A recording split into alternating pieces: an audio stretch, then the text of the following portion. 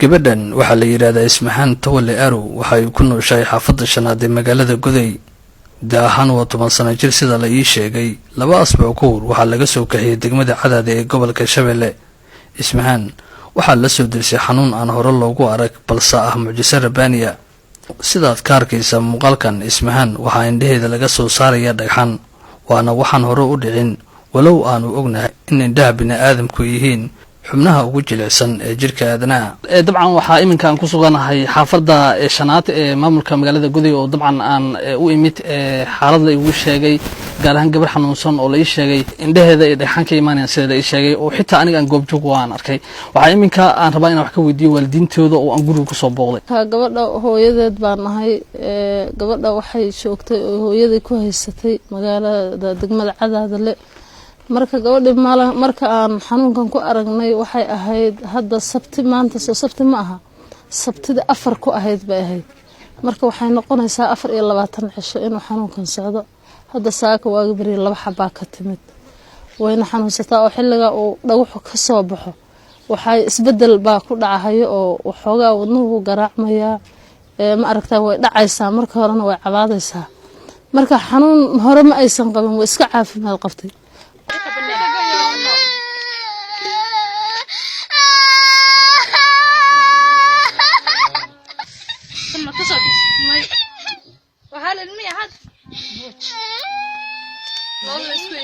inkastoo aysan wax sahlan ahayn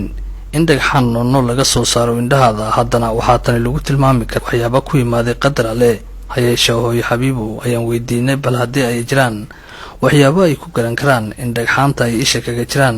amaba ay jiraan calaamado muujinaya may indhaheedu ayaan hore soo baxayaan waxoogaa way cascasaadeen haddana caadi bay noqdeenba way cadcad yihiin adiga ka indha cadcadahay wataas ayaga indhaheedu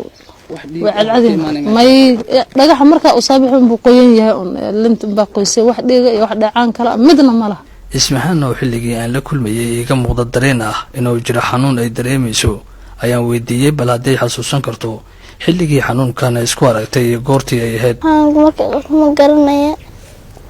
xagee joogto markaa xagare marka ma subax bay ahayd galabee xilli aroor maxaa qabanaysa markaa mara aniga horgafayo iyo dhagax cadta igaga dhac dhagax ishi intan mada inay saxar iga dhac yaan hooyada yaantaan ku arag iyo dhaax iga soo bixisay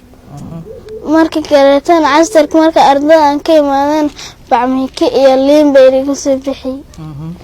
markii dambena dhagaxaantan baa bilow waalid baanu ahay walaashay baa dhashay gabadha laakiin hooyadii baa soo korsatay oo waayeel oo wadaad iska indha la oo haysatay oo adeegaysay marka dugsiga iskuulba way u dhiganaysay da'deeduna waa 10 jir way u caafimaad qabtay hadda ilmaha waliba iska filan firqoon caafimaadka qabo ahaa sanadkan hadda 3aad bay ahayd marka quraankana adu jiska 3aad bay hadda gashay marka xaafadda dhexdeeda ayay joogtay sidii waxa saxar ku dhacay marka hore u qayliday tirooyay saxarka iga bixi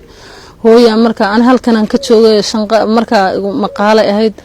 hooya tiri marka saxar bay gabadha ka soo bixisay kadib haddana wax un ishi way maratay kadib ilmo yar yar xaafadda la joogay baa waxay sheegeen inay ka soo saareen liin iyo bacmi ka yar yaa ishi haddana laga soo bixiyay baa leeyahay waa bilowgii hore ee aan waxan laan lagu arkay aan lagu aqoonin inta badan xanuunkan waxa uu badanaa qabtaa xilliyada ay suuli u baahato walow aynan jirin calaamado si gaar ah looga dareemayo waxaana xilliyada la qabto ku adkaata in cuntada ay qaadato sida ay sheegayso hooyo xabiibo waxay ugu badan tahay marka ay kaada iyo qabato nijaasa ay kor fadhiday ugu badan tahay laakiin mar walba anagoo dhex fadhina waa la qabtaa marka laakiin wax marka hore aan sii dareemayno sii garanayno qodax ku taagan ama jiraan iyadoo cabaad iyadoo meelaha marmarayso cabaad xilliga way dhici kadib hadda eega chiefka ugu imaateen waa la xawgii iyo xanfafkii labada 4 xabo ka soo baxday bay ahaayeen oo mateedka oo kale ma qaadan karto marmar inaan markan anaa ku khasbay hooyo cun dhooyda wuxuu ilmo carruur markii intaan cabsiye aan sharaabka iyo maartay biskud waxay iyadoo iga dalbato waxa jira biskudan dhuuqdhuuqa la dhaha maartay looska kaasan u soo qaadaa iyo sharaabkan Cabdiraxmaan Maxamed Muuse Cabdiraxmaan Ilka Case SRTV magaalada Goday.